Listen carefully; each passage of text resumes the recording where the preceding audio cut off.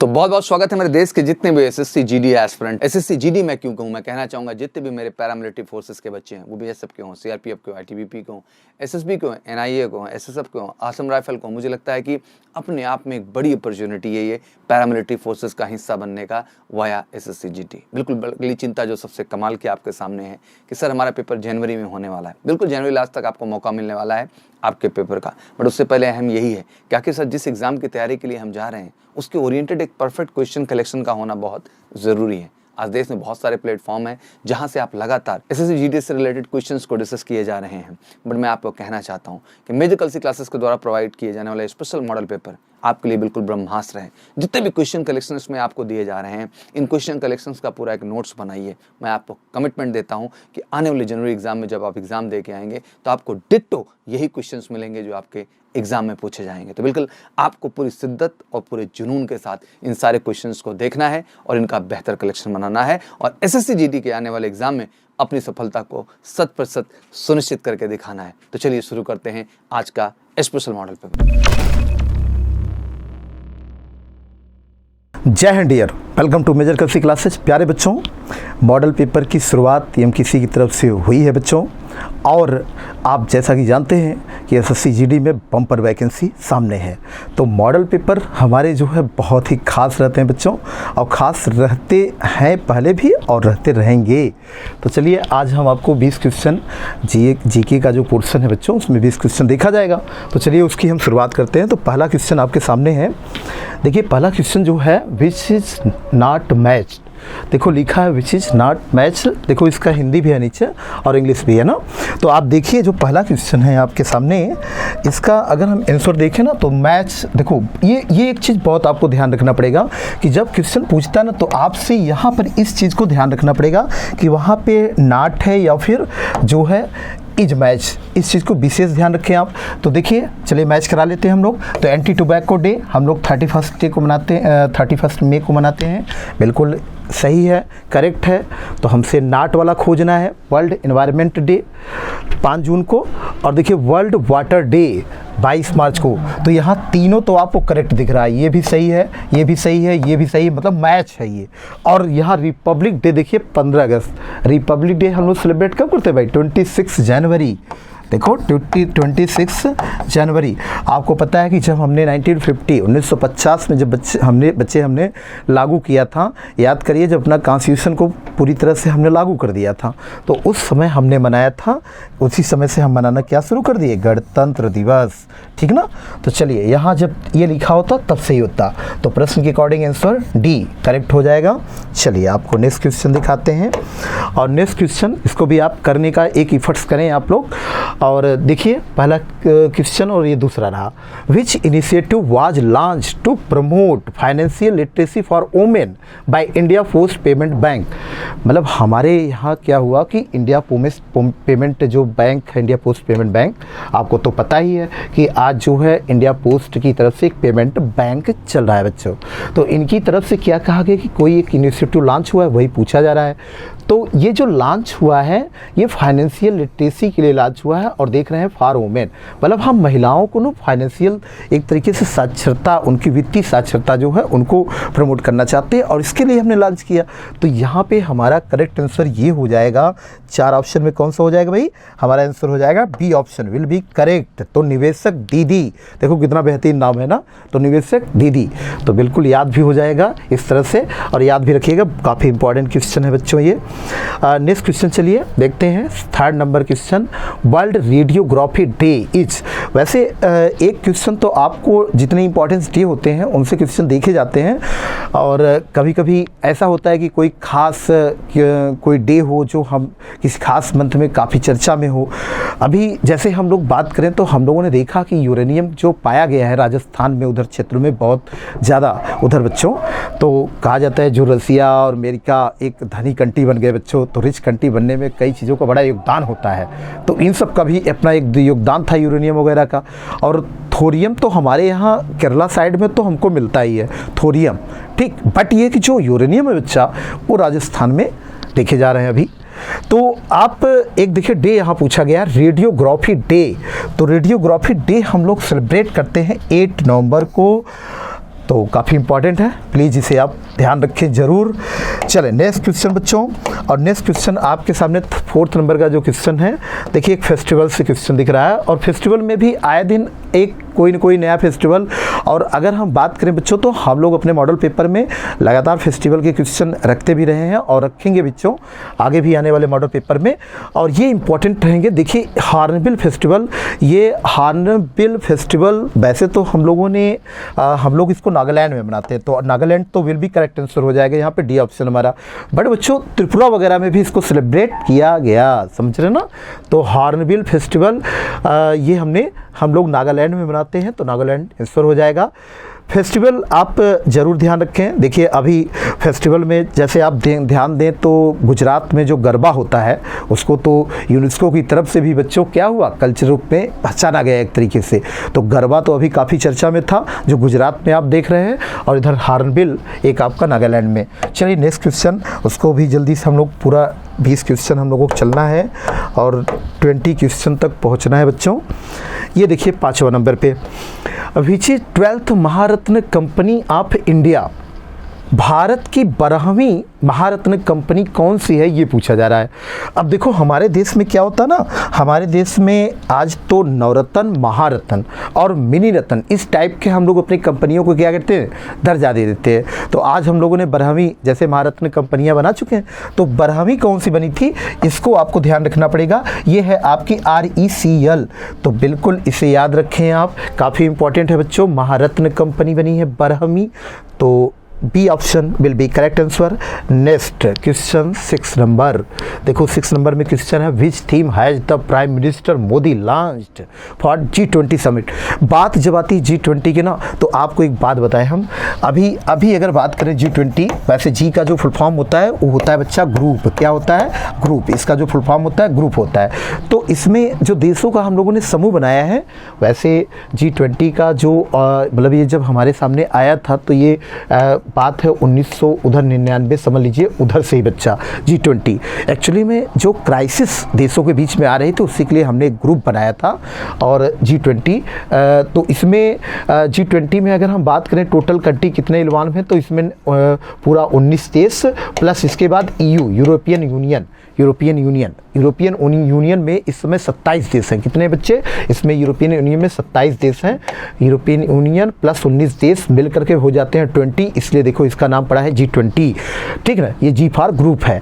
तो ये इसका वैसे तो हेडक्वार्टर नहीं बच्चा, कोई ऑफिशियल हेडक्वार्टर यहाँ पर, तो इसका समिट बड़ा इंपॉर्टेंट है। और इसका समिट जो है अगर आप ध्यान दें 2022 का जो समिट है इसका 2022 का, वो इंडोनेशिया में होने जा रहा है। कहाँ पे होने जा रहा है, इंडोनेशिया में। और इसके बाद अब यहीं पर आप याद करें, अगर 2023 का जो समिट होगा, 2023 का सम्मेलन, वह सम्मेलन कहाँ होगा बच्चा, वह सम्मेलन होगा आपका, वह सम्मेलन भारत में होगा। और भारत में हम लोगों ने कहाँ से प्लेस मतलब डिसाइड कहाँ पे किया है कि ये सम्मेलन कराने का, तो हम लोगों ने जम्मू कश्मीर का क्षेत्र चूज किया है, जम्मू कश्मीर का क्षेत्र ना उधर साइड में। तो उसी के लिए बच्चे ना, उसी के लिए क्या है ना, उसी के लिए थीम एक लॉन्च हो रही है, और ये थीम बड़ी इंपॉर्टेंट है। और थीम जानते हो क्या है इसमें, कौन सा ऑप्शन है इसमें, देखो सी ऑप्शन ध्यान से देखो, वसुदेव कुटुंबकम, ठीक ना, वसुदेव कुटुंबकम, ये उसकी थीम है। काफ़ी मोस्ट इंपॉर्टेंट ये बात है बच्चा। तो 2023 का जो G20 का समिट होगा वो कहाँ होगा, भारत में होगा। और भारत में भी अगर हम बात करें बच्चे कहाँ पर होगा, तो जम्मू कश्मीर में, ठीक ना। चलिए नेक्स्ट क्वेश्चन, और देखो नेक्स्ट क्वेश्चन 7th नंबर पे ये रहा आपका, Chalukya ruler Pulakeshin second defeated Harshvardhan on the bank of hitch river, ठीक ना। यहाँ पे किस नदी के किनारे, तो आप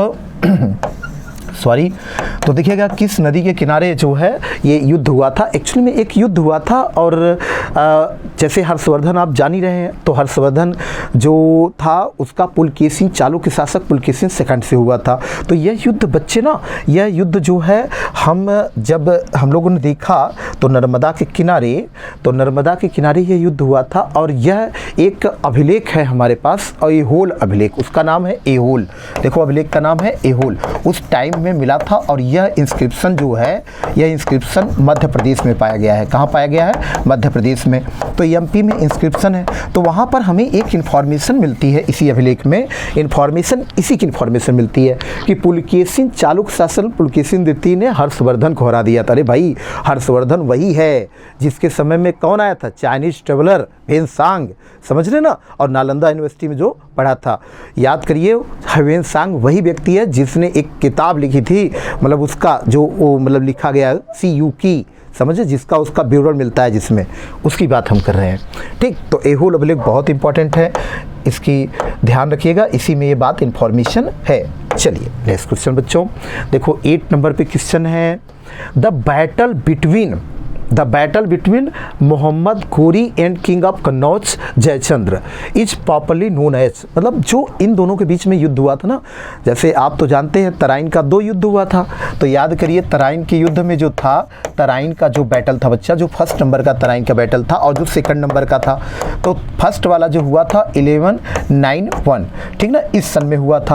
और जो सेकंड वाला तराइन का था, सेकंड तराइन का जो था, ये आपने 1192, आपको पता है। तो दोनों में गोरी था एक तरफ और एक तरफ पृथ्वीराज चौहान थे, एक तरफ इसमें भी बच्चा गोरी था और एक तरफ पृथ्वीराज चौहान था। ये पृथ्वीराज चौहान थे हमारे। तो पहले वाले में पृथ्वीराज चौहान हमारे विनर थे, समझ रहे हैं, यही विजेता थे। लेकिन सेकंड वाले में जो तराइन का बैटल था, उसमें पृथ्वीराज चौहान हमारे हार गए, समझ रहे ना, और गोरी जीत गया। तो गोरी, इसके बाद क्या हुआ ना, इसके बाद जो जयचंद्र थे, जिनकी मदद से ये गोरी जीता, तो समझ लो कि इन्होंने ही तो, जयचंद्र नहीं तो एक तरीके से इन्होंने ट्रेटर टाइप के कि भाई गोरी को बुला लिए थे और ये लोग के हाथ रहे इन सब में। तो यहाँ पर ये हुआ था कि बाद में गोरी ने इनको भी हराया था। तो इनको किस युद्ध में हराया? तो वैसे देखो प्रश्न पूछा जा रहा है, तो चंदावर का युद्ध उसको हम बोलते हैं। कौन सा युद्ध बोलते हैं बच्चे? चंदावर का। तो C option will be correct answer, और काफ़ी इंपॉर्टेंट है। इसमें जयचंद्र हार गए थे और गोरी जीत गया था, ठीक ना। चले नेक्स्ट क्वेश्चन बच्चों, ये तो 8 नंबर का क्वेश्चन था। आप 9th नंबर के क्वेश्चन ये रहा आपके सामने। देखिए, गुरु अर्जुन देव वाज द कंट्रोरी ऑफ, मतलब किसके समकालीन थे, ये पूछा जा रहा है ना। देखो, गुरु अर्जुन देव किसके समकालीन थे? तो पहले बात तो हम लोग जानते हैं कि अगर हम सिख रिलीजन पूरा बात करें बच्चों, तो गुरु कितने हुए थे? अगर हम सिख गुरु टोटल देखें तो 10 गुरु हुए थे। कितने टोटल गुरु हुए थे बच्चे? वो टोटल गुरु हुए थे आपके, टोटल गुरु 10 हुए थे। पहले नंबर के गुरु कौन थे? तो पहले नंबर के जो गुरु थे आपके पास, आपके सामने, वो थे गुरु नानक। तो फर्स्ट नंबर के जो गुरु थे बच्चे, वो थे गुरु नानक। और जो लास्ट में सबसे अंतिम में जो गुरु बने थे बच्चे, यानी 10वें नंबर के, वो थे गुरु गोविंद सिंह। उनका नाम था गुरु गोविंद सिंह। अब इसके बाद हम लोग जानते हैं बच्चे, हम लोग क्या जानते हैं कि जो 5वें नंबर के गुरु थे, बाकी ऐसे तो दूसरे तीसरे सब होते गए गुरु, तो जो 5वें नंबर के गुरु थे उनका नाम था गुरु अर्जुन देव। और याद करिए, गुरु ग्रंथ साहिब आदि ग्रंथ के लिए इनको हम जानते हैं। गुरु अर्जुन देव को किसके लिए जानते हैं? आदि ग्रंथ के लिए। किसके लिए बच्चे? आदि ग्रंथ के लिए। और याद करिए, गुरु ग्रंथ साहिब भी हम लोग कहते हैं ना, गुरु ग्रंथ साहिब, इस इनके लिए हम लोग जानते हैं, गुरु ग्रंथ साहिब। अब बच्चे अगर हम यहाँ पे ध्यान दें, तो ये गुरु अर्जुन देव जो 5वें नंबर के गुरु थे, इन्होंने ही ना अमृतसर में, जिसको आप गोल्डन टेम्पल बोलते हैं ना, वो गोल्डन टेम्पल यानी कि हरमंदिर साहिब को ही हम लोग गोल्डन टेम्पल बोलते हैं। ध्यान रखिएगा आप ये बात, हरमंदिर साहिब। तो हरमंदिर साहिब जो है ना, इसी को हम लोग गोल्डन टेम्पल बोलते हैं बच्चे, गोल्डन टेम्पल। तो ये बनाया कौन था?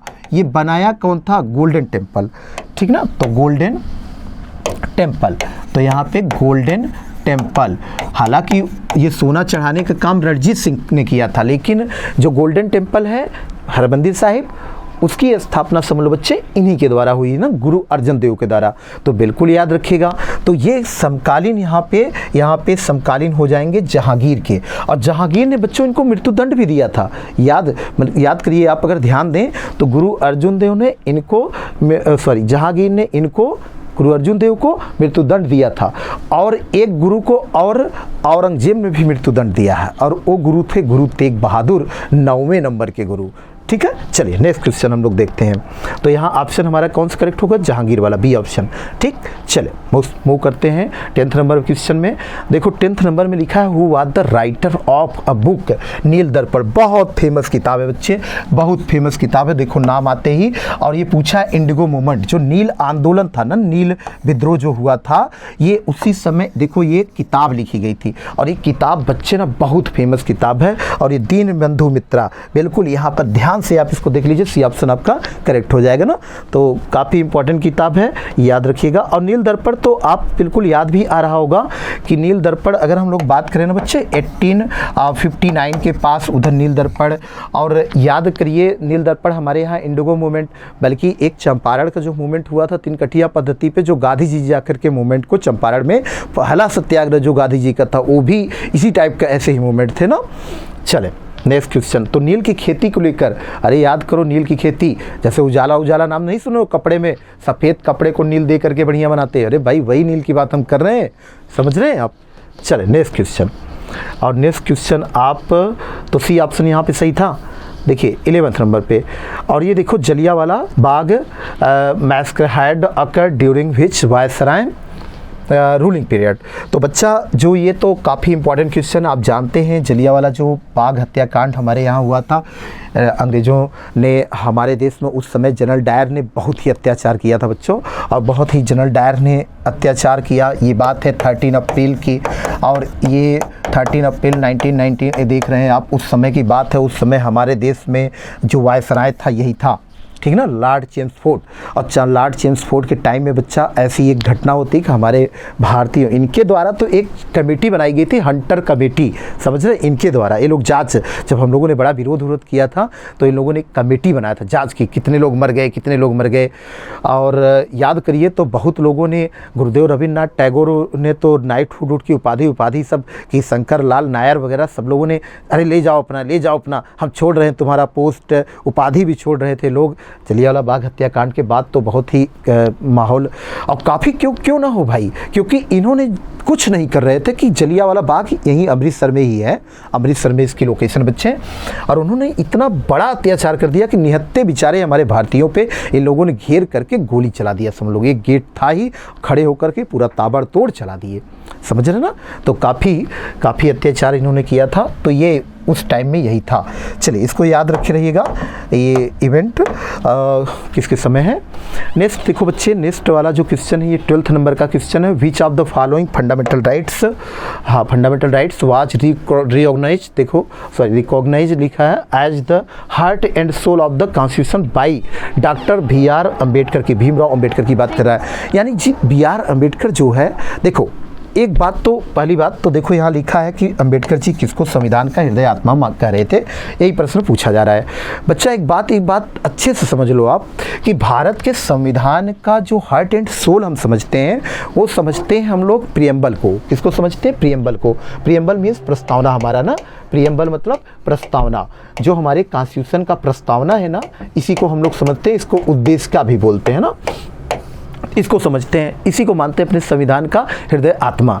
लेकिन हमारे BR अम्बेडकर जी कह रहे थे, जिनको हम फादर भी बोलते हैं कॉन्स्टिट्यूशन का, इंडियन कॉन्स्टिट्यूशन का, तो बच्चे जो फादर भी है ना, तो उनके हिसाब से ये था कि भाई ये चीज़ नहीं, उनके हिसाब से हृदय और आत्मा क्या था, उनके हिसाब से हृदय आत्मा, देखो इसमें कौन था भाई, ऑप्शन जो बी लिखा हुआ ना ये वाला, द राइट टू कॉन्स्टिट्यूशनल मतलब रेमेडीज। तो राइट टू कॉन्स्टिट्यूशनल रेमेडीज जो है बच्चा यही था, यानी कि आपका ये देखो बी ऑप्शन, संवैधानिक उपचारों का अधिकार।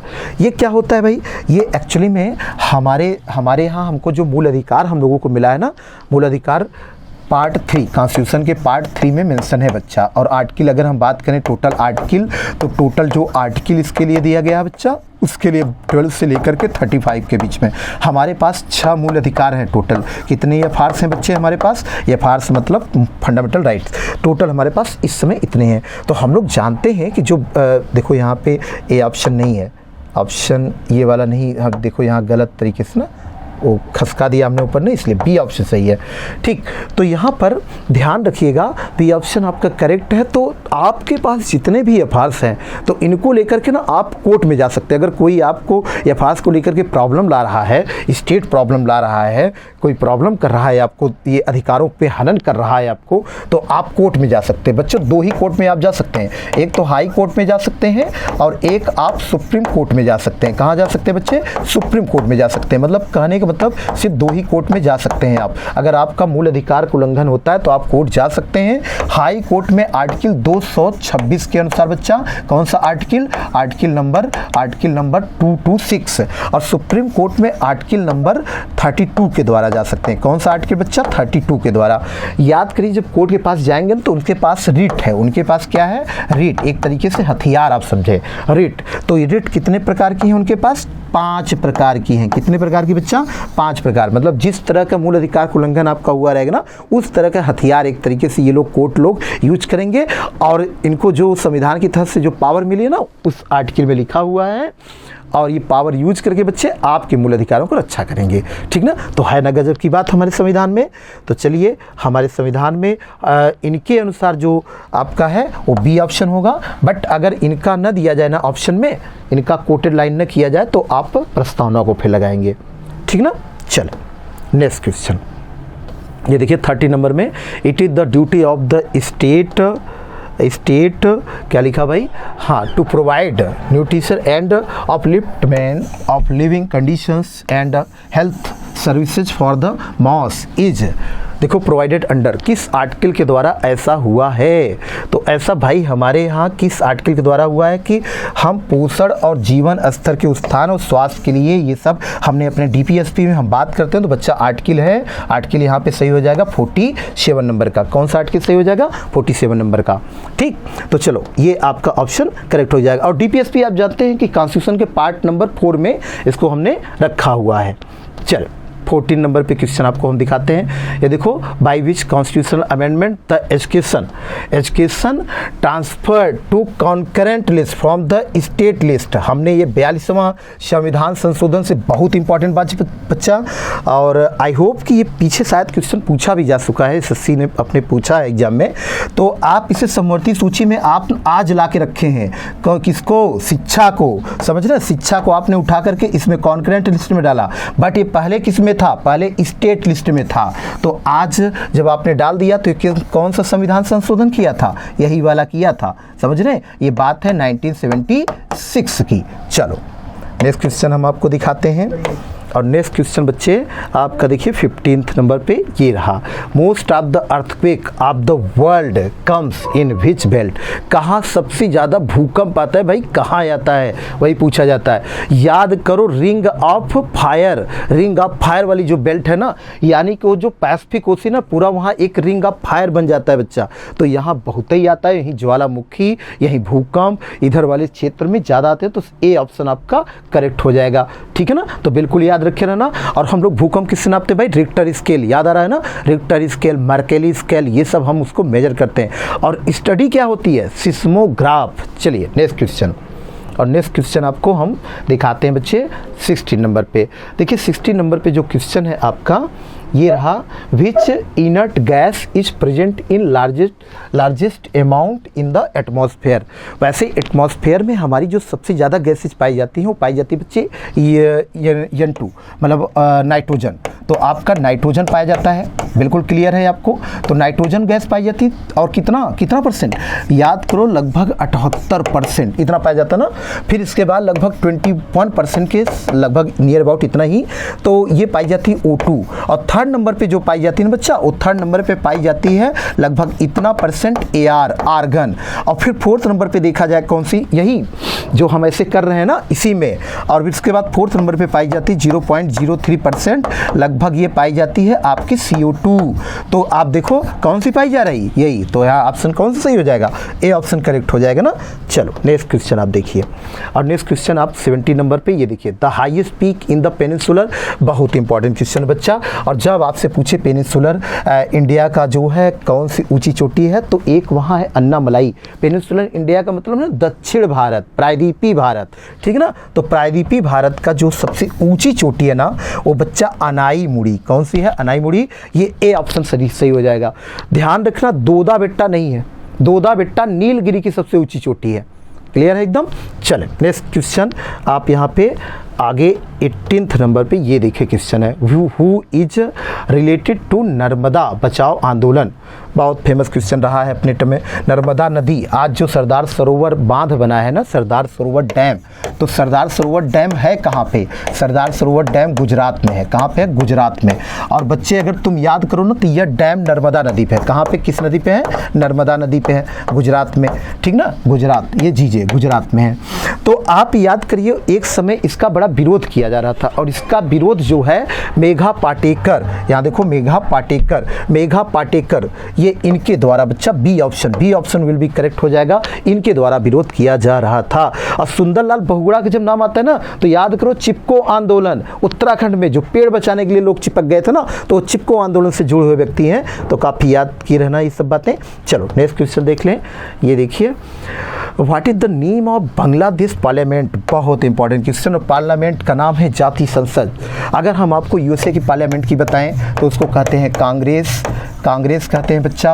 और अगर हम यही बात करें ना, जो देखो मजलिस लिखा है, मजलिस जानते हो किसकी है, मजलिस है बच्चा ईरान की, मजलिस किसकी है, मालदीव की, समझ रहे हैं, इन सब की है। और पीपल्स काउंसिल चाइना, चले जाओ चाइना में, उनकी पार्लियामेंट, ठीक है ना। तो यहाँ पर इन सब पार्लियामेंट, नेशनल असेंबली, अरे पाकिस्तान, फ्रांस याद करिए, फ्रांस की पार्लियामेंट का क्या नाम है, यही सब, ठीक है ना। चलें नेक्स्ट क्वेश्चन आप देखिए, और नेक्स्ट क्वेश्चन बच्चा लास्ट क्वेश्चन हमारे मॉडल पेपर में। और लास्ट क्वेश्चन देखो क्या दिया है कि largest emerald crystal founded from where, कहाँ से अभी ये पाया गया है। ये बच्चा जैसे ये सब नहीं होता, डायमंड वगैरह होता, वैसे एमराल्ड ये अभी जाम्बिया से पाया गया। कहाँ, जाम्बिया से, अफ्रीका कॉन्टिनेंट। तो जाम्बिया से पाया गया, सॉरी ये आपका जाम्बिया से, तो जाम्बिया यहाँ B option will be correct answer हो जाएगा। तो ये रहा हमारे मॉडल पेपर में, आपको 20 क्वेश्चन हमने दिखाया बच्चों। तो आई होप कि ये आपको अच्छा लगा होगा, और फिर से ऐसे ही आगे हम फिर से मॉडल पेपर लाएंगे बच्चों आपके लिए, और लगातार आपके लिए हम प्रयास करेंगे। आपका उज्जवल भविष्य की कामना करते हैं। Thank you. जय हिंद डियर।